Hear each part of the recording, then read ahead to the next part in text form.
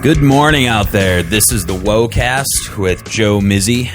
This week I've got Bob Nanna from Braid on the show. Had a great chat with this guy, man, but we'll get to that in a minute. So next week I'm running a half marathon out in Vegas. I did the same half marathon last year. It's becoming, hopefully, I think, somewhat of a family tradition. I was supposed to do a long run yesterday to ramp up for it, but I've been moving all weekend. I got to tell you, man, my body is just hurting. I think I walked up and down at least 100 flights of stairs in the last 48 hours, and my legs are just feeling funny. Every time I pick something moderately heavy up, it feels like my bicep is going to rip right off of my arm. It goes to show that on top of running, I need to get some strength training back into my routine because this is just ridiculous. It reminds me of, I remember this time when I was younger and my dad had this great idea that he was going to go play football with the dudes at work. And I'm trying to figure out how old he must have been at the time. I think I was probably about 10 years old. So if I was 10 years old, that would have been 1989. My dad was born in 56, so that puts him at, about 33 years old. So right about where I am right now, about the same age. And he came home and wow, I remember he couldn't even walk up the stairs. So I guess some of this stuff does run in the family because that's where I'm at right now. Anyway, after Vegas, we're going to do a little band trip. We're playing in Indiana, a couple of dates. Then we're going to do a music video, and we're going to do a show out in Detroit at PJ's Lager House. For all you in Detroit, I really hope to see you out there. There was a kind of cool article about PJ's recently, talking just about how much it costs to own a venue and, you know, what the guy who bought PJ's is trying to do to make it successful. And it's a really tough market to do it in. And even though Detroit is booming, I think PJ's is different than the type of business that is booming from what the article was talking about. I'm kind of interested to go check out the little strip it's on. I haven't been there in a long time. It's in a strip in Corktown that I actually used to go to all the time when I was younger because my great grandmother lived there until she was in her 90s, and we used to go down there all the time to go visit her every weekend, right by that little strip where Old Tiger Stadium used to be. So it should be a really cool show. I did a radio interview last night out in Naperville at 89.1 WONC for a show called Local Chaos. The host, Ryan, was a really cool guy. We had a good chat, and when we were done recording it, we had a little off mic chat about the station and what they do, and it was interesting to hear about what radio stations have to worry about, things that you can and cannot talk about. And so it kind of leads the conversations in a certain way. Now, don't get me wrong, Ryan did a great job within the confines that he has to work with. Kitty, come on. Sorry, my cat is being a little antsy with the whole move.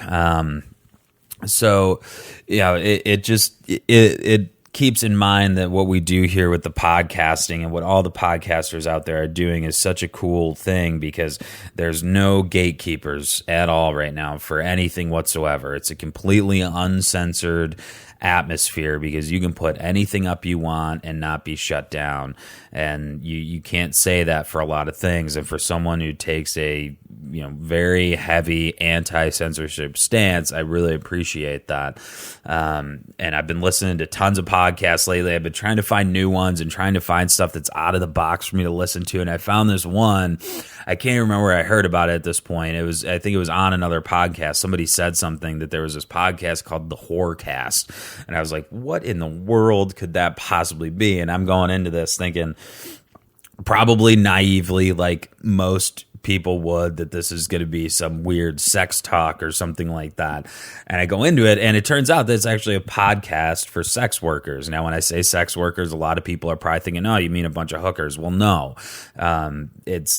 Yes, there are hookers out there, and they are sex workers, but a lot of sex workers, and actually from what I understand from this podcast, the majority of them are actually legal sex workers. They're strippers, they're cam girls and boys and the local dominatrix and a slew of other things that people do that are perfectly legal.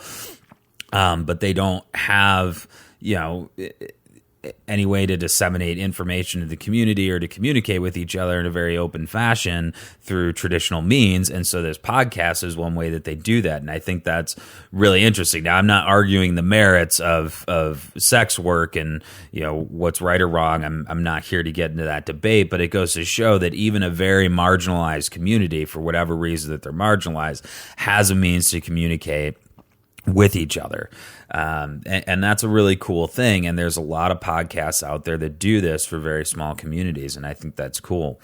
Now you got to take the good with the bad. I'm sure there's a bunch of podcasts out there with assholes talking about, stuff that I wouldn't want to hear. But that's, of course, where I take the George Carlin stance. And I just say, look, there's 2 dials on the radio.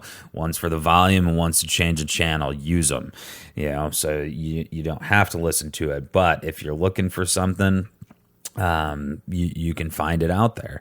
And it's pretty amazing. But, if the FCC was involved or this had to pass through some company's censorship means or whatever, these kind of podcasts would be shut down. And even maybe a podcast like this would have to live under constraints that wouldn't make it interesting, or even Mark Maron's podcast or the Smodcast network. These are all pretty openly spoken, popular podcasts that have a bunch of swear words in them and all that kind of stuff. It's just natural talking, though, for the people that are doing this, and you just can't do that on the radio. And I think part of what makes these podcasts so interesting is it really is just 2 people sitting down to talk. It's not, some kind of very structured interview, because it has to be, to make sure that it follows some kind of, guidelines that have been set by, whoever, the government agency or the station manager or whatnot. You can just talk. And I think that's a great thing. So, hopefully it doesn't change. The rhetoric has toned down over the last few months about, the patent trolls and all that trying to get into podcasting. But I think, it's still important to be aware that this could go away at any time. So I think we got to keep, fighting the good fight to make sure that we keep it open. Back to the whole getting in shape thing. I think I finally broke this plateau I was on. A bunch of my friends have been giving me shit on Facebook for the last few weeks because all my weigh-ins were coming in at either 199 or 201 pounds for at least a few weeks there. I just couldn't seem to break it. I was running a bunch. I was getting good mileage in. I just could not break that plateau. But now, as of today, 3 out of 4 of my last weigh-ins have come in at 198 or lower. So I think I finally broke it. I'm still not near my goal. My goal's aggressive. I still want to get back down to 170 pounds, and there's a long way to go. But as of now, I'm down 15 pounds since I started tracking, which is when I weighed 213 pounds.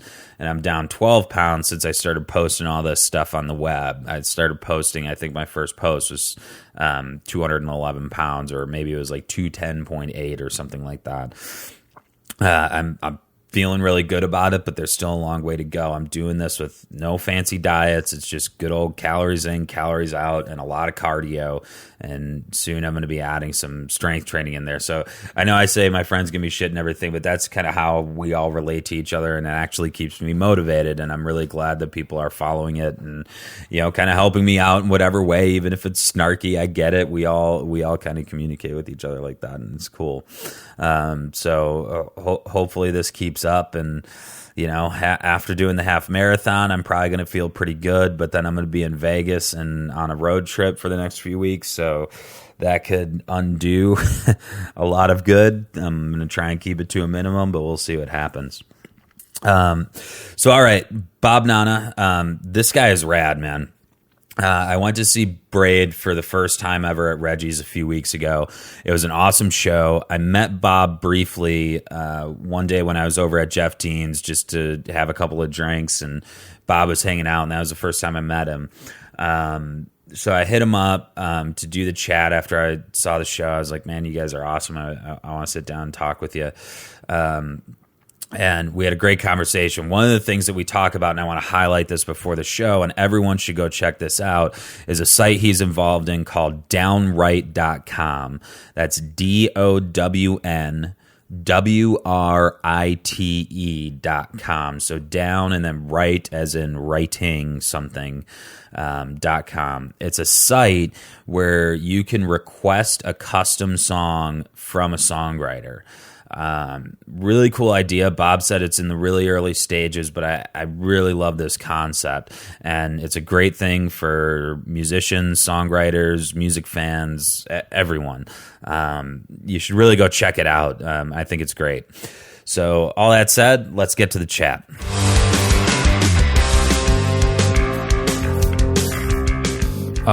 Had run into Jeff Dean here and there at shows or whatever, said hi, and got to be, decent acquaintances with him. Never hung out with him, though. Uh-huh. And at this particular time, I still am working at Threadless, and I was leaving work, and I had to go, I just had to go get an acoustic guitar. Like my acoustic guitar had broken or something had happened to it, and I forget, but I needed to just go get a new one. It was time to get a new one, and at the time I was doing a lot of solo shows, so I went over to the Music Exchange on Lincoln, and I'm going in, I'm looking at the acoustic guitars, playing them, and he's like, "Hey, dude, what's up?" I'm like, "Oh, it's." I hit the. Uh-oh. What do we do? Did we lose sound? Yeah. Oh. No, we're back. Are we good? I think we're back. Oh, I got a busted cord. I won't. Well, I just won't touch it. Okay. Yeah, it looks like it's hanging correctly now. That's weird. That's weird. All so right. I'm in there playing, and Jeff comes in, and he's working there. Yep. And he's like, he shows me some guitars. He's like, you know what, dude? He's like, my band is playing tonight a secret Naked Ray Gun show at Cobra Lounge, and this was. Probably 4 or 5 years ago. Uh-huh. This was when Naked Ray Gun wasn't playing at all. Yeah. And Naked Ray Gun was I was a huge Naked Ray Gun fan. Saw them many, many times when I was in high school. Mm-hmm. And I was like, oh my God, that's amazing. I'm going. I got to go. He's like, well, it's sold out and it's secret. He's like, why don't you stick around and we'll just sneak you in somehow. Uh-huh. With us, with the band, and it was 4-Star Alarm. And I'm like, all right, cool. And, whatever. I'm 38, so I was like 34, 35. Uh-huh. And so I just sort of hung around. I went over to like the Whole Foods next door or whatever and grabbed some food, came back after he was done, and I ended up meeting them around the corner from Cobra Lounge, and they picked me up in their car, and I like literally was hiding in their car as they pulled into the lot. And then I got out and I helped them load in, and then I hid in Cobra Lounge. Like I just hid in a corner until like they started letting people in, and then I started mingled your way in. Yeah. And I ended up, seeing 4-Star Alarm play and hanging out with Jeff all night, and then seeing Naked Ray Gun play Cobra Lounge was just incredible. I was, moshing along with everybody and singing along and doing all the woes and stuff. And it was just a great experience. And it was like so cool that he told me about it and then helped me get into the show. Yeah. And I was like, man, this dude is great. Yeah, absolutely. But it's just so funny. Like I'm way too old to be sneaking into shows. You know what I mean? It still happens from time to time, man. I know. It absolutely still happens. I think like you guys are a few years older than me, but like everybody, I think Naked Ray Gun has been brought up on nearly every single podcast I've done. And being from Detroit, it's like that's like the Suicide Machines to me. Like I just went to. I've seen the Suicide Machines tons of times, even recently. But saw them at Reggie's, and I know that Cobra was trying to get that show too, and I kind of almost wish it would have happened at Cobra because I think that's a great place to see a band like that. Yeah, Reggie's isn't so bad. Reggie's is good. Don't get me wrong. I think we played the night after them. You guys played them. Yeah, I spent 2 nights at Reggie's and then immediately followed by Underground Lounge with or not Underground, Underbar. with Dean, so to say the least. My Sunday Does he own that place yet? I kind of think he should. He should. He really, really should. But it's great to have that. I mean, there's that band that just definitely seems to be a common thread amongst everybody. It's like, we know who Ray Gun is. We've listened to all their stuff, and now, like, I've gone back and I've listened to a lot of Ray Gun stuff. I mean, they clearly, probably a lot like the Suicide Machines. I mean, there's definitely like a fairly local centric thing. Yeah. I mean, they would sell out the Riv. Yeah, every show. Yeah. Yep. I mean, that would be like Suicide Machines back home. Yeah. They could still, do it somehow back home. I mean, they can play the, huge venues back there, and there's just tons of people there. So it was actually kind of cool to see him here because it was a smaller crowd that I'm used to seeing him in. Yeah. So that was actually kind of cool because back home they would have played a place twice the size of Reggie's. So it was actually kind of cool. So tell me a little bit about Braid. Yeah. Where Braid got started, and like, give me a little Bob history of like what got you into music and what got you to Braid. Like how did that whole thing happen? I'll try and make it sort of quick. Yeah. I grew up in the city, in a neighborhood called Cragen, and so I was there till I was 13. Before that time, I mainly listened to mostly metal. I sort of got into metal. I got into the top 40, not too much punk stuff until I was 13, and we moved to Lombard, which is a suburb. And went to high school there and started to meet some people who were into more punk stuff, but more of like the heavier hardcore stuff. Like, you like Anthrax? Well, maybe you like Minor Threat, sort of like that. Yeah. And then you like Fugazi. And at the time, I was sort of messing around with playing drums. I ended up meeting some people and starting a band out there called Friction, where I was playing drums and singing. And we, played a bunch of shows. We got into like the scene out there where people were setting up VFW hall shows. Yeah. Bands like Captain Jazz and Gage were pretty big around that area. And so we got into that scene. We put out a record on Allied and, did pretty well. But then when I graduated from high school, I went to the University of Illinois in Champaign, and I didn't want to bring my drums to school. I don't know. I just felt like there would be nowhere to play them in the dorms, and they were just so bulky and such a hassle. And I had a guitar that a girlfriend's dad had just given me his old guitar, and it was a junky PV guitar actually. And but I was like, well, maybe I'll just try and play guitar. I was sort of messing around with it anyway. I hooked up with a guy there who had found me in a Maximum Rock and Roll ad. At the time, wow. Right, Maximum Rock and Roll. There was no internet or anything. Yeah, exactly. Yeah, when I was in high school, I started going to a bunch of shows at a place called McGregor's that was near where I lived, and every band that came through, they didn't play Chicago, they played McGregor's in Elmhurst, because the venues in Chicago weren't, they weren't having bands like Green Day or Smoking Popes or Screeching Weasel play. McGregor's was the place to play. And I saw like a lot of bands like on some of their first tours, like Offspring and NoFX play like this place, because every Sunday we would go. Anyway, so I had all these videos of bands playing at McGregor's, and I was trading them with people online. And I had put this ad in Maximum Rock and Roll, say, hey, I got a bunch of videos, if you want a list or whatever. And this kid from Champaign, Roy, contacted me. He said, I'm from Champaign. I'm interested in this video. I said, I'm going to school in Champaign. When I get down there, let's meet up. Hey, whatever. I wasn't even 21 at the time, but go see some shows or something. Ended up meeting him. He played drums, so that worked out nicely. Yep. And then he introduced me to his friend Todd, and I introduced him to my friend Pete, who had come down. And basically we said, well, let's just start a new band. And that's how Braid started. And, I went down there for school in, August of 93, and we played our first show in December of 93. And Braid was basically for that first year a side project of Friction, for me at least. I really didn't even think Braid was going to tour ever. It just was not a priority for me.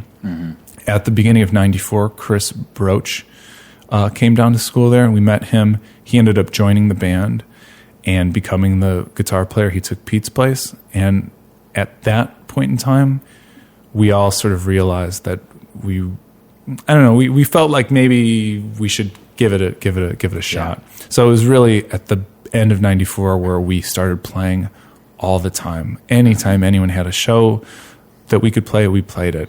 And Roy and Todd had this friend Andrew who had a recording set up in his house. Anytime we went over there, we would record something. Yep. It was just one of those things where we just wanted to do it all the time. Yep. And so, yeah, that's what we did. That's what I think started. That's great. I mean, the maximum rock and roll reference is right. Great, that's how you found someone because, one of the things that amazes me now is like, one, maximum rock and roll is still around. That's amazing. Are they? That's amazing to me. I mean, you'll see it if you go to the record store still. It's still got copies of it. But like the way that people used to find each other, like to play in bands because the communities were, so small, it was harder to get in touch with people who were into the same stuff. And it's just great that it was like videos or something that got you into it, or you got. Oh, there we go. We got that fidgety cable. It's Hopefully cool. that doesn't cause too many problems throughout this. No, totally. I mean, that was how we did it through like Maximum Rock, Book Your Own Fucking Life, zines. That's how we found out about music too. Yeah. We would go through and look at all the like Discord ads and be like, all right, I got to get this record and this record, and we send them money, a mail order. Yeah, we used to just hand that stuff to each other. We used to have a little club in Detroit. I talk about this once in a while called Pharaoh's Golden Cup, and it was supposed to be a coffee house, which it wasn't a coffee house. I mean, nobody was ever there during the day. Sure. So far as I know, it just turned into like a little all ages club at the end of the day. And I mean, this is early 90s and mid 90s, and so like kids were smoking in there, and it was but it was at least like the dude who ran it, like there was no fighting, there was no drinking in there. Some people may have snuck drinks outside once in a while, but it was like dude kept it safe, at least for the kids while they were in there. Granted, he would let kids smoke, but I guess that's at that time a little bit different atmosphere in that regard, obviously. And that was the place you would go to find out about it? And that's the place that everybody would go where I lived. I mean, I went to high school in the western suburbs of Detroit, in Livonia, Michigan, and that's where we would find out about stuff, and you would just meet kids, and kids would talk, and I mean, so many of my friends just came from hanging out there. Yeah. I mean, it was just a great atmosphere. I mean, I always kind of wonder if kids that age have that kind of stuff today, and I feel like I don't hear about it a lot. Well, we don't hear about it because we're old men. Yeah, but I think some, like Pharaoh's got shut down, so Pharaoh's ultimately, there's some whole kind of legal battle with the city, and basically it's just like, okay, this place isn't going to exist anymore, right? Yeah. Which essentially, I mean, you can read into all you want, but it's basically like a bunch of parents were like, we don't want this place here anymore, so we're just going to make sure that it doesn't exist. So I kind of wonder, like, how kids do that now. And I mean, obviously the internet's had a big impact on it, where, I feel like people can communicate more than they ever have. But it's interesting that what I think is like the pockets actually have become more isolated than they have, like people, coming together like they would at a club like that. Yeah. Like you would just go to a show on a, Friday night, not because you knew who was playing. You know what I mean? Yeah. It's like, I don't know who's playing. I'm just going to go hang out at Pharaoh's. Exactly. So you had this audience for bands, and then if you were a good band, people would, pay attention to you if people liked your stuff. I mean, that was the opportunity, for you to be heard. That's maybe the thing that I think I don't see as much anymore, is where it's like, I think bands, when they put on shows now, it's a lot about like, okay, you gotta promote yourself, you got to do all this legwork.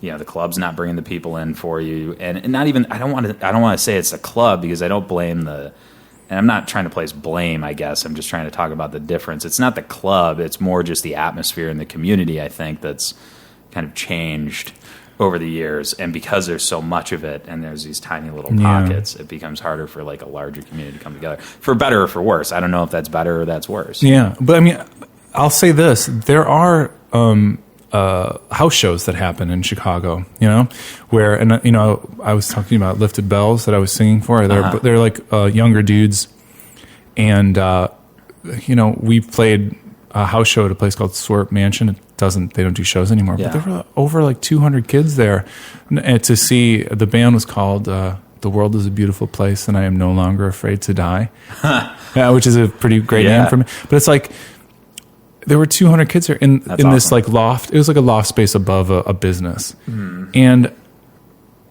it was, kind of heartening to know that I think it does happen. Stuff like you were describing with Pharaohs, except we're not in the in crowd of it anymore. Maybe you know not. what I mean? Yeah. Because I wouldn't have known about these house shows and stuff if I wasn't. But then the house show is like a different atmosphere too. I mean, obviously there's not a business behind it. You've got a house behind it, right? Right. And that's always, but maybe also like one thing you used to like about a club like Pharaohs is that there was a certain like subversive attitude to the whole thing, because it was kind of like I said, it was kind of like within very loose boundaries, kind of do whatever you want kind of thing, right? Yeah. And so you could cause a lot of trouble, you could cause a ruckus, all that kind of stuff. And maybe house shows, I have been hearing about this from a few people lately. Is like, yeah, dude, we've been doing these house shows and they're just amazing because there's like people just show up like it's a party, right? Yeah. It's like a party that you're going to, and you're just going to hang out and hear some music, and you almost don't care who's playing. Exactly. You're just going for the atmosphere. And I was talking to kids that were 16, 17, 18 who like, who just were there to see the band. Like, your awesome. band's cool, whatever. Like, yeah, it's cool. So we're just not in the in crowd. Maybe I'll go with that one. Or you I got to tap in with those 17-year-olds. That doesn't sound right. No, it doesn't.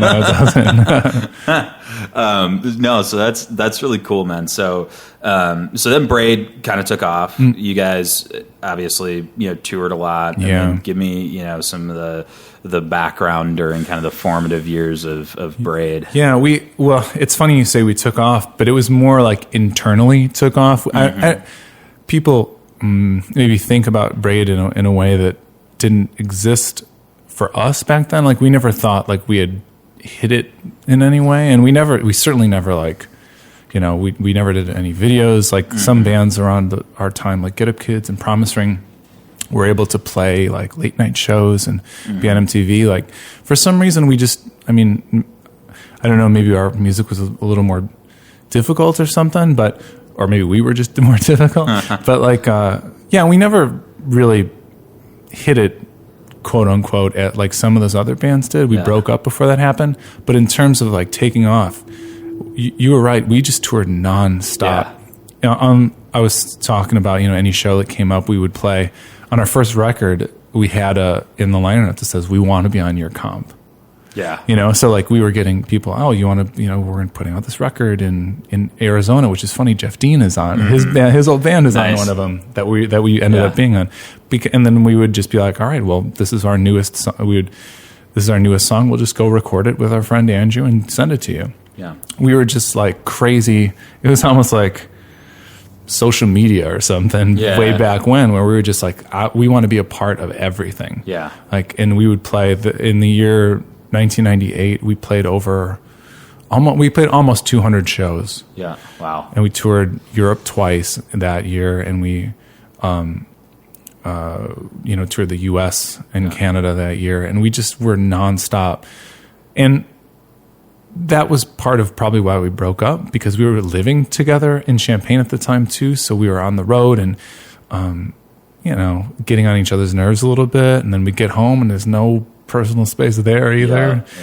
So we pretty much broke up in 99. Okay. And then we did weekends of like last shows that were a lot of fun, and people came and documented it for a DVD, which was cool. And then we all sort of did separate things. Yeah. I mean, I see on Twitter, I'll see the little posts. It's like Braid played here on this day, and like as I'm following that the last few weeks, I'm just like, man, these guys just played a ton of shows. I'm also pretty obsessive about documenting that stuff. So I have, even when I started going to shows, I just started writing on all the shows I went to. That's really great, man. I mean, I try and do that with my new band. I was never the guy that like was good about documenting that stuff, and I kind of regret it now. Yeah, because like I don't have the lists of, I mean, I know anecdotally like where I've played, but I don't have like some concrete list. And even when I try and look for stuff online, like some of it's before the time when all that stuff got put on the internet. So it's like I at this point it's just kind of lost to me like what happened. And one of my buddies, Kevin, he actually told me like, when I first started this one, he heard our first stuff that we did, and he liked it, and he was like, "Look, I'm just going to tell you, document it this time. Like, write it down, keep a record of like what you're doing, take pictures." Like that was one thing that I never did before. I have so few pictures of me playing when I was younger. That it's kind of sad that I don't have that. So I think that's great. It's fun. It's almost like having a kid or something. Or like your cat, like when she's a kitten, take a lot of pictures. Because it goes away after a while. And you want to look back and remember some of those times. Absolutely. Well, they were good times. So, absolutely. There are the bad times, but there's the good times too. So in fact, just not yesterday, 2 days ago, I came across, it was in 1997 or something. We had played a place in Tucson, and you were saying, remembering the bad times. This was the one of the worst shows we had ever played, because the club put that the band's name was Brave, like on the flyer. It said Brave is playing, and nobody came. And we almost we got in this huge argument after the show. We almost broke up right then and there and drove home. But it was just so funny to see that pop up, because I have the list, and every day I'll go and be like, I'm gonna post this, and I was like, oh my god, this show! I remember this show. And talking about the almost breakup fights, and fights amongst the band. Like, how do you look back on those now? Like, I look at that stuff now, and sometimes you just go, man, we were really, really, really opinionated back then. Well, and we were kids. We weren't literally kids. We were all adults in college. We were basically adults. But in terms of being in a band, you have to be mature. In a way that a lot of people aren't. Like, we certainly weren't. In a way, it's almost like a commitment. It's definitely a commitment. It's like a family or a marriage. Well, you're trusting something. someone. I've talked about that before. Like, you choose to go on the road with anybody, right? And you got to trust that person to a certain degree. And that right there is a relationship. Exactly. It's kind of a close relationship at that point too, because you have to know this person isn't going to, totally just drop the ball. Trust, and respect too, and all the time you're dealing with playing whether it's stupid to say, but like art, like you've created this music that's very personal, and so you're on stage singing, doing personal things, no matter what type of music it is. It's something you've put your kind of heart into, and if something's messed up or something, the crowd isn't being respectful, or one of the other band members, we got in a fight earlier, and I just don't even want to look at him. It can get pretty rough. It is. It's interesting when I look back, because I had some good times and then I had some bad times, and I look back on them now so much differently. I don't know how I would have handled the situations differently, but definitely, hindsight's 20/20, right? But you can look back and you kind of at least learn something from things that have happened in the past. I think the most frustrating people for me are people who can't learn from the past, and it's they just keep repeating that same cycle. It's dude, absolutely. I'm 34 years old, man. I don't have time for that anymore. Exactly. I don't know, man. My brain has other stuff to process absolutely. Right now. So after Braid broke up, you said 1999. 1999. Correct? Yeah. Okay, and then what did you start doing after that? Then we started Hey Mercedes. Okay, which was myself, Damon, who was playing drums, Todd, who was playing bass, and then our friend Mark came on and played guitar.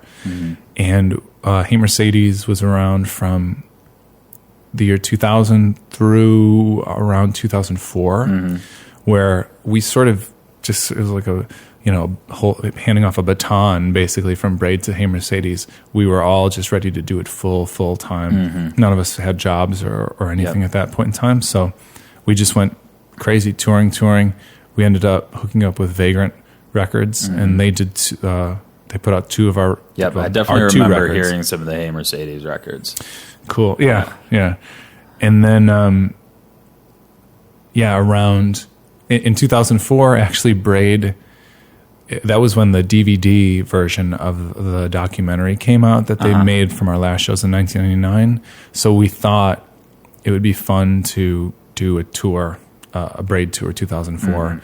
And so we did that tour in 2004, and then we went to Japan in 2004, and then afterwards, Hey Mercedes kind of broke up too. And then so between, from 2005-ish through 2010, I did just mostly solo stuff. Yeah, here and there I was in that band. Certain people I know with Jeff, and you know, I didn't want to sit at home. I always constantly needed something to do, so I just started writing solo songs and going on tour and playing solo shows. Yeah, that's good. Well, I mean, it's got to definitely be a hard transition if you're playing 200 shows a year, and then you got to get. I mean, maybe you weren't doing that all the way through, but you know, you know, because I wasn't playing shows. I couldn't really afford to live in an apartment, so I moved home. I moved to Lombard for a year. Yeah, with my parents. It's, you know, it was kind of embarrassing. It sucked. I had to, you know, if I wanted to come into the city, I had to like drive half an hour or whatever. But you know, if I could be out there and work on songs and then go on tour every now and then solo, it was fine. And it was right around that time I got the job at Threadless too, which was an amazing coincidence. Yeah. Can you talk a little bit about Threadless? Of course. Yeah, I'm interested in hearing about this as well. I was home in 2005. I had just done a tour with my friend Jeff Hansen.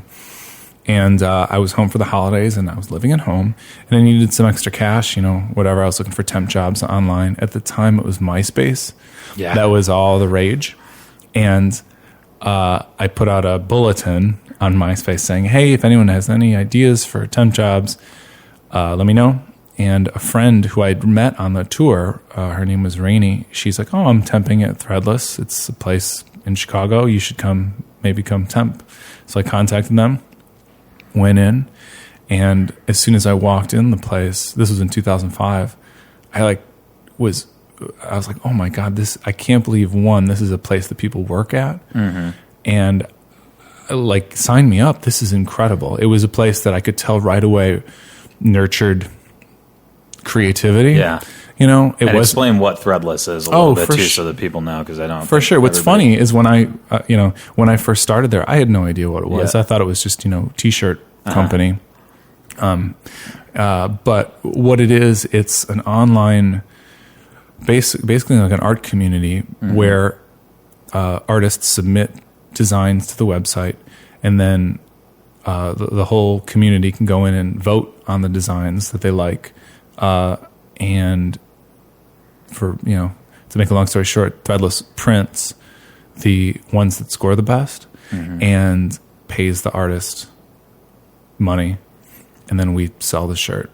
And if the shirt sells out, we reprint it and give the artist more money. I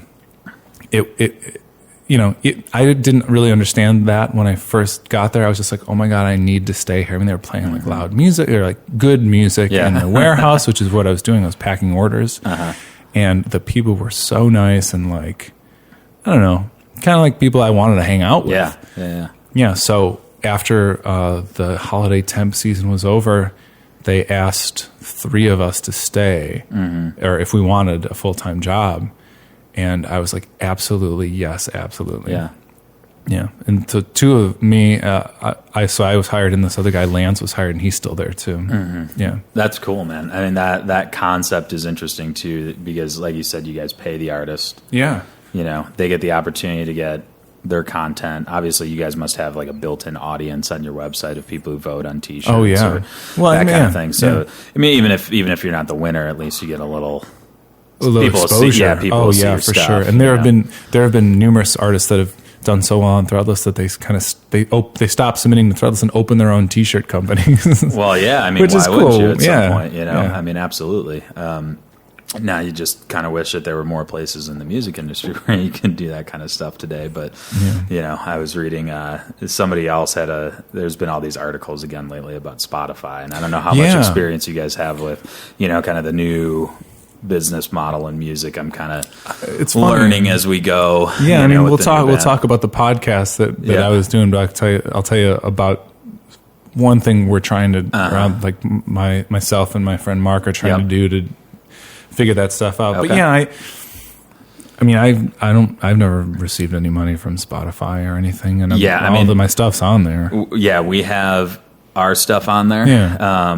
And I mean, we do get paid, but it's like pennies. I mean, literally, that's what it is. Yeah. Like, I'm not saying we get a ton of plays, but we definitely get plays on there. But it's like I mean, you literally get like fractions of a fraction of a cent anytime somebody plays one of your tunes. So it's interesting to see, like, and there's all these arguments out there about, like, well, now there's more access. Like, people always have access to your music now. I mean, they can go on this one program or app or whatever, and they'll be able to find your music and listen to it, and that means that you have more exposure. But I think what people miss a lot is that, people got exposure before by touring, right? Or if you had a label help you out, obviously they had an advertising budget behind your record, which even for an indie record label, they have advertising budgets. I mean, go look in any zine or anything, you're going to see advertisements by Fat, Vagrant, whoever. They're going to, and they pay for that. And I know what those ads cost. I've done them before for my label, and it's not cheap. And a lot of bands forget that like, yes, you can DIY it, you can put it out yourself, but there is still advertising that people will do. And if you don't do that, you probably can't expect the play counts that you would get if you don't do that yourself. And like, that's hard to do yourself. Like, as a band by ourselves, we put this one out. I mean, I have a very small record label that mostly puts stuff out from bands in Detroit that I'm friends with. Sure. They're touring bands. They're bands that I know I can print X amount of records, and, I don't really ever make a profit from it. I just like the band, so I want to put their music out and have it, have some physical form of the music to carry on, right? Yeah. So I know a little bit about how it works, but like with this band, it's been interesting to see it for myself, and here's what it's really like, man. And you see those numbers, and you're just like, wow, this is absolutely insane, like what it's like now. And like, you actually, like, you want people to buy your CD again or buy it from iTunes, which is so hard to get people to do now. Yeah. I mean, we get people, like I said, we get people playing on Spotify, and I know there's people that must have it like bookmarked and stuff like that, but that means that they didn't buy it from iTunes, which I did the math on this when I did an interview with Justin from Underground Communique Records, and I actually did the math on this, and it was something like, to equal one sale of your album on iTunes, you have to have something like 240,000 streams on Spotify, which is like, one person would buy your album and you get 70 cents. That person would have to listen to it on Spotify 240,000 times for you to get the same money. It's like, nobody's ever going to do that in their life. There's nobody who's ever going to do that. No. So,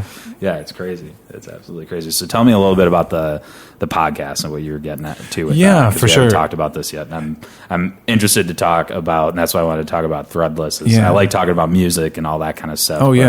I like talking about industries outside of my realm of knowledge. Now I'm getting into podcasting, but I think you've been doing it a little longer than I have. Well, so I'm interested to hear what you said. I don't think. Well, I've been no, I really haven't been doing podcasting that long, and the podcast is sort of a side thing for this other project. Working at Threadless, I got just really inspired by their attitude towards connecting with artists and really like pushing art and empowering artists, and just doing our best to put their names first, to make sure that people know the story behind the design, and it's not just a cool T-shirt. There's a story behind it. It's a person who did it, and here's what happened. It was about 2 years ago. My friend Mark Rose, he was in a band called Spitalfield. Back, in like the early 2000s, we were out and we were talking about how it would be cool if we could set up a website where people could commission us to write songs for them, like personal songs or whatever. And I'd seen people do that before, just random one-off sort of like song shop type stuff. And I always had mixed feelings about it, but we were kind of talking about it, and I thought, it's this writing songs is what you and I are good at. It's what we want to do. So if we have downtime from not being on tour, and whatever, maybe we don't have a job, like I would love to have a temp job basically where I just write songs. Like I love doing it. I want to do it. I feel like it would be good practice to do it. So what we decided then and there was like, well, what if we made this website where any song, like instead of just you and I writing songs, people, maybe we just make it like a network. Like, man, and I'm in the back of my head, it's like Threadless, Threadless. Like, well, let's make it a network where any songwriter can put up a profile, and then open it whenever they want to and create music for people that want it, specifically based on the comfort level of the artist. If you're an artist and you only want to do instrumental work, that's what you should be able to do. It's like we're called it downwrite, and it's sort of like writing stuff in your downtime. And also we wanted to be like, well, it's whatever the artist is down for. If they want to collaborate on this with you, if they want to write, if they only want to write 2-minute punk songs, or whatever, if they only want to write songs about zombies for some reason for you. And so we had this idea, and then we launched it in February of this year. And it was just Mark and I had profiles on the site, and it's not open to everybody yet because we're still working out a lot of the kinks, but we have 22 artists on there right now, and it's been doing really, really well. That's great. Yeah. And so because we, so you're a tech startup now, basically. Exactly. And then we've actually talked. So we'll have to talk, because that's kind of what I do in my in my daytime life. So we'll have a little chat later on. Yeah, but, for sure. Yeah, that's a really, really cool idea. Yeah, we get, we're on the site, so we get them too, but we also run the site. So anytime somebody comes on and gets a song, they'll basically pour their heart out a little bit to the artist. A lot of the songs, truth be told, are like love songs. Mm-hmm. I want a present for my wife, or I'm going to get engaged and I'd like to get a present for my girlfriend. Or I wrote a song about, for a friend, it was a person who wanted to give his friend a gift about, a place that this sort of magical place near their house called Santa Land. Mm-hmm. And he's like, we have this funny joke with Santa Land. We both have Santa Land tattoos. We've never been there, but here's the website. Here's the map of the place. And here's the story. And I was like, this is awesome. So I wrote them a fun song about going to Santa Land. Yeah. And, so it's not all just love songs or whatever, but you get these really in-depth stories about people's lives or relationships, and sometimes not, but it's great to get that sort of inspiration. Yeah. To sit down and write a song. Plus, I mean, just as a songwriter, I've been going through this more now because I write all the songs for the band I'm in right now, which I haven't really done in a long time. Sure. I mean, it's been years. So I had to get back into songwriting, and one of the things I realized doing it is one, you want to have subject material for sure, and you don't want it to always be the same subject material, and reading or listening to different songwriters talk about how their process goes or whatnot. I think that sometimes you just have to sit down, you have to pick something, you go, I'm going to write a song about this. Absolutely, and that's what I'm going to do. And it may be good, it may be bad. We all, once in a while, have some stinkers out there. Sure. Probably more than once in a while. I mean, I definitely have some that I've been like, that's not going to work out. But that's a cool idea that you kind of, as a songwriter, you get built-in inspiration to write a song. Yeah, and then you get to write the song, and you get to work on your craft. And the people who are getting the songs are just can't believe it. They're so happy. They're so overjoyed that something like this exists, and they're able to connect with songwriters they admire or fans in such a way. How does the distribution of the song work? Does it come to them fully recorded? What's the process there? Yeah, they'll request a song through the site, and then the artist gets the alert, and then they pay the site, and the site once the artist delivers the song. They deliver the song to the site, and then the site delivers the song to the person, and then we pay the artist. Oh, great. Yeah. So just in case somebody decides not to do it, which hasn't happened. I mean, there are probably many other twists and turns that we haven't even seen yet, but that's why we don't want to open it up for everybody. Yeah, yet. You definitely want to work it out. Figure it out. I've definitely seen I don't know if you've seen that site Fiverr that's out there, right?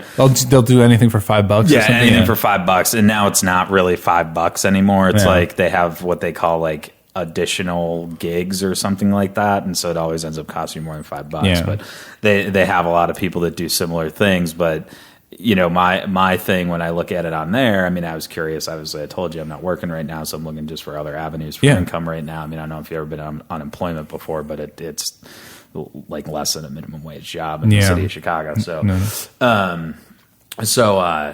I'm looking for stuff, and I went on there and I looked around, but it's very disorganized when it comes to any of the musicians on there. I'm it's sure. just like, because they do everything, right? It's not specific. And, a lot of times when these business models get adapted to music, I don't think they always adapt very well, because music is a lot. At the end of the day, any art really is a lot more personal. Agreed. At the end of the day, it's not just like, oh yeah, I can write this computer program for you for $5, Sure. or this script for you for $5. I mean, I'm an IT guy, so I hear that a lot. But Yeah. it's like music, I just don't. I don't think it really works unless, like you said, you have some kind of relationship that you can develop with the artist. You can be very personal about it, that kind of thing. So I think that's great that you have a way to foster that type of communication, that type of atmosphere. That's really great. Yeah. I think that's cool. So that's called Downright. And Downright. you guys are not publicly available right now. DOWNWRITE. No, we are. Yeah, I mean, you can go on and get songs, but in terms of like if you're a songwriter, you can't just go on and create a profile. Yeah. Yet. Yeah. We will eventually. Yeah. But I mean, there's all sorts of issues, like I said, most of which we probably haven't even run into yet. Well, that's any startup has that. Any e-commerce startup especially is going to have to deal with that. I think it's just because I've done that. I mean, I've seen the struggles that companies can go through with trying to get something off the ground. Yeah. And it's just very tough. And then plus the technology is constantly changing. Yeah. So you're going to have to adapt along the way. Well, the good news is we're just, I'll Mark and I, we had another person on board who built the site for us. He's not like a day-to-day person now, so it's just like Mark and I, and we just write music. We're just like songwriters. And we can, and that's why we do the podcast, because we want to have new content every week for people to go see or listen to. So I think that's great. I mean, obviously, that's one of the reasons why I started doing this. I don't know if I'm going to be. I'm moving to like, at least temporarily, I'm going to switch it to like a once every other week schedule, which was my idea originally. I tried doing it every week. It was a bit overwhelming for me to keep up with the pace, especially with the band. And we were putting out an album about the same time I started the podcast. And like I hit that wall where I was just like, dude, I got way too much going on right now. And then I want the band to have new content all the time too, not just, spoken content like this. So we have an idea that we're going to roll out. I think 2 weeks from now, where essentially I'm going to do the podcast one Monday, then the following Monday there's going to be something from the band that's going to be available. Oh, cool! That's awesome. Be like new recorded music every 2 weeks, and so we're going to try and do it. So it's tough to keep up with the pace, and I mean, I had to learn how to become an engineer to make this happen, essentially, because our other guitar player, I should say, is the engineer in the band, and he knows all that stuff. But like, I had to like spend a couple of weeks like just messing around with Logic in our little studio that we have, like figuring it all out, and like the stuff that I didn't understand. I mean, I understand the basic stuff, but like figuring out the software was actually the hardest part, because if you come from like a console, you might know what all the terminology is in Logic or Pro Tools, but then I sit down at Pro Tools, I'm like, okay, I got to figure out buses, I got to figure out inserts and sends and what all this stuff is, and like, I mean, I'm still not there. I still need him to mix it for me. I need him to master it for me. I don't know that I have the capacity of time required to learn that stuff at this point. But at least I can sit down, and it's like me and Dave, our drummer, can go in and I can record his drums now. And it's like we can get that part of it done. And then I can go back in by myself, record my guitar parts. A lot of times I'll just play the bass parts, and then Adam can come in at the end and add anything he wants to add, and then mix, master, done, and so we're out. But at least that way, it's going to allow us to hopefully keep up with that pace of like every other week, because that is something that people want now. They constantly want new content, because it's just things definitely have much less of a lifespan, I think, than they used to, even music. And it's like, I was talking to a broadcaster in here last week, and I was talking to them about it. Like, could something like a Nirvana happen in today's climate? Like, would that album even have done what it did in the current climate? Because would it have had like, I hear old bands talk about this a lot. Like you watch documentaries by old bands, and they'll talk about public consciousness. Like, what enters the public consciousness? And bands used to get huge because they would enter the public consciousness. So like, I think one of the greatest ones I saw talking about this was Queen. And it was like, We Are the Champions, and like Bohemian Rhapsody. These become literally international hits because everybody knows them. Right. And like, does that still happen today? It seems to me like the only stuff it really happens with is like the obscure.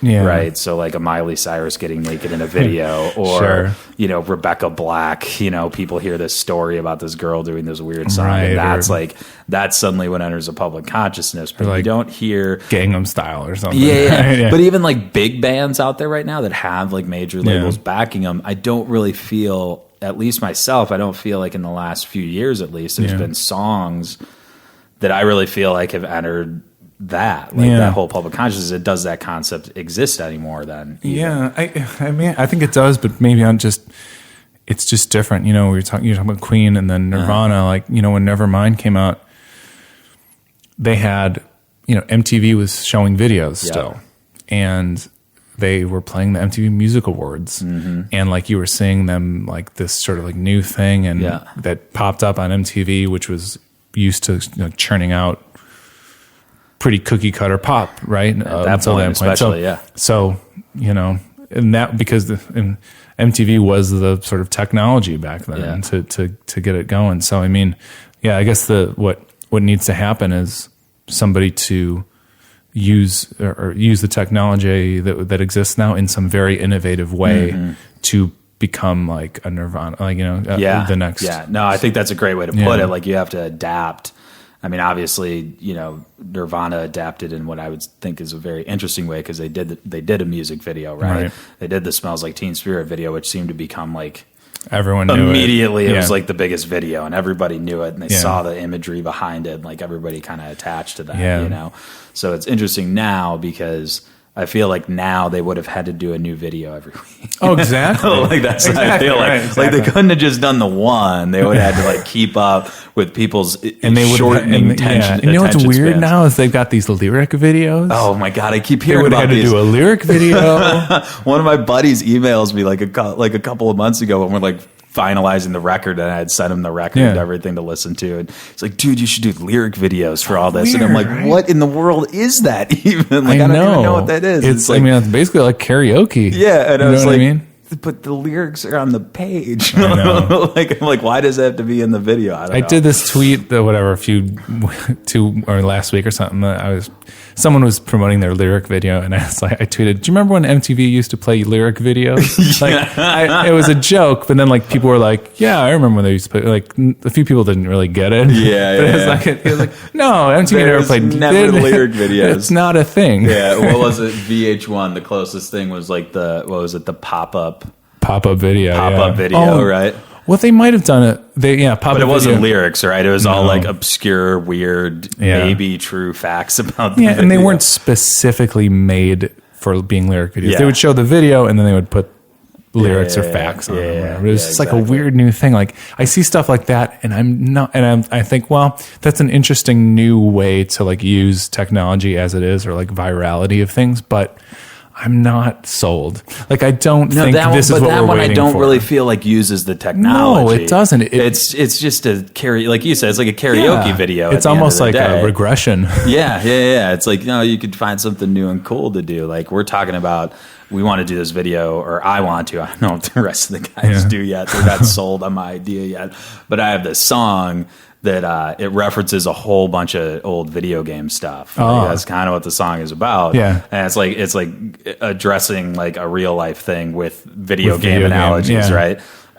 So I want to find like a really cool way to do some kind of online content involving this, and I know it's going to require a little bit of investment of money or something to get artists on board, but like, I want to find something that actually utilizes like art and technology to promote this, because I just think it's a cool idea. I mean, I think it's kind of funny. So, well, you know, it'd be awesome, and it would be great if Downright evolved into, and we sit and drink and come up with these crazy plans, and then we get crashed down to earth and be like, well, we needed a lawyer first. But, like wouldn't it be cool if Downright evolved into like a place where a visual artist could be on there and be like, I want, let me, do your work, do digital artwork for you, or a video or something, and like sort of have that, or let me paint you a picture. Yeah. Or write you a monologue for your whatever Yeah.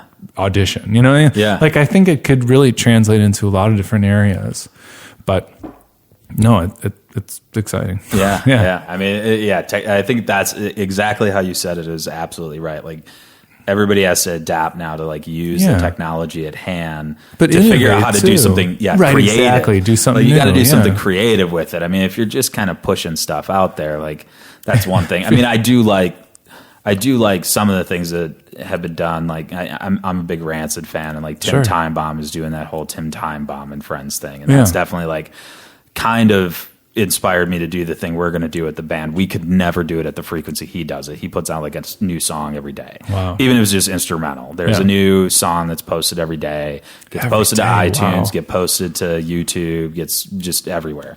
And a lot of it's just instrumental stuff that they do, but at least it's something new to listen to, right? And they kind of do like new takes on old Rancid songs or old bluegrass songs or whatever. Tim feels like doing that occasionally. They'll do a music video, that they'll put out there. Every day, new content. Every day. I think I say every day, but I think it's usually more like 6 days a week. But still, that's essentially every day, especially when it's Rancid. You said every day, I assumed every weekday. But no, it's 6 days. Yeah, and I mean, this is a band that's on tour right now, too. Exactly. How they're managing to pull. I mean, obviously, they probably recorded a lot of this.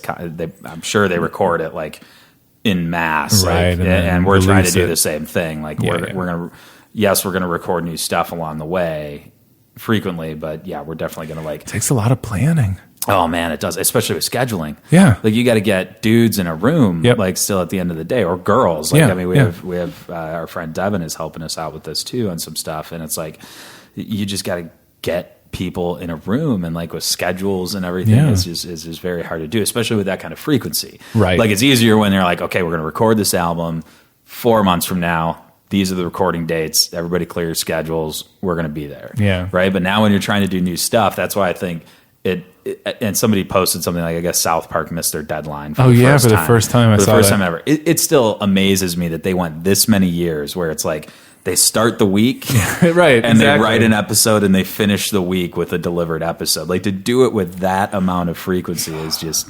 it's mind-boggling that they've been able to keep up this long. And they finally had one mishap, and it was only because I guess some computer thing failed, and they just didn't have time to fix it and get it done. And then they still got the episode out like the next day or something like that. Wow. Like, just it absolutely baffles me how people manage to pull that off. So but I think that's a great way to put it. Like for anyone out there doing this is like, you got to find a creative way to use the technology. That's the important thing, not to just dump stuff, not to do what everyone else is doing, and not to like do what used to be done before, but on YouTube.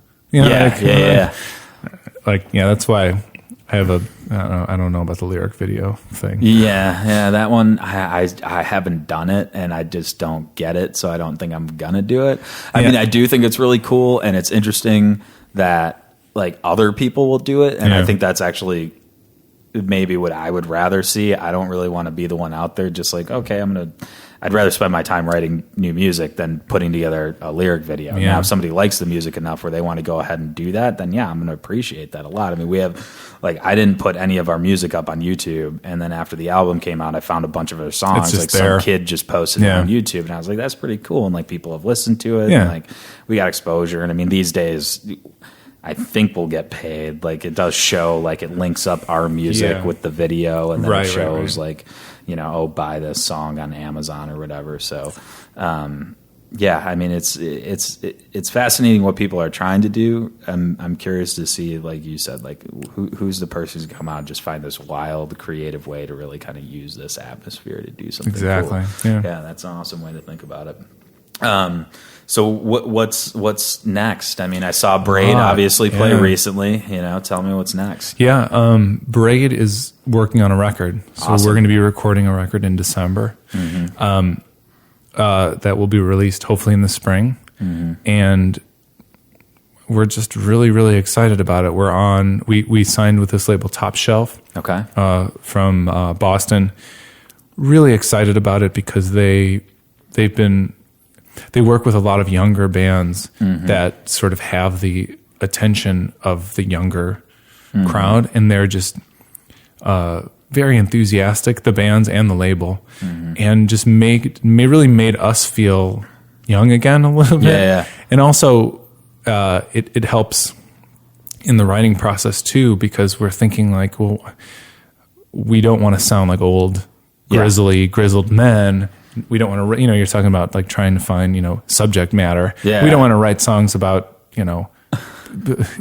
paying for the dentist or something, or like, our savings accounts and stuff, or like kids, right? I mean, we're, some of us are having kids, but like, so it's fun to be in this group of people or of bands and creative people that are just still have that wide-eyed excitement and youth and energy to like bring that back a little bit. And so, I when I was, in Braid and here Mercedes, I would write constantly, just write in the van, and I saved all these books. And so I've been sort of looking through those and like pulling little bits and stuff from there to use in these Braid songs, because like, wow, this is a really cool line. Never would write this now. Yeah. Like, because I just don't, I can't identify as much with like this, with like enough with it to write it. But like looking at this, I'd be like, I know how that felt. Yeah. So I'm going to, this is going to be in the song, so it's really rejuvenating and fun. Yeah. And we're older now, so we don't have these weird expectations for the band either. We're not going on tour hoping that we,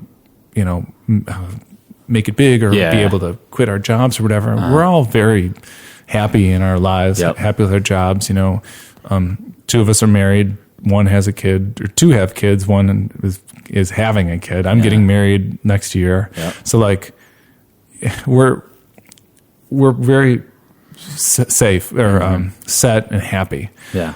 But there's that urge to write fun, crucial music to make us feel good and to make other people happy too. So that's what we're working on. Yeah, that's great. That's a great way. Yeah. Yeah, I like that. Well, I think we've been going for almost an hour, dude. This is one of the longer ones. It's one of those things. It's one of those things where you get going and you're like, oh my God, I can't believe it's an hour. Yeah. No, oh man. We didn't drink as much beer as you did with Jeff Dean. No, not even close. We'll see. No.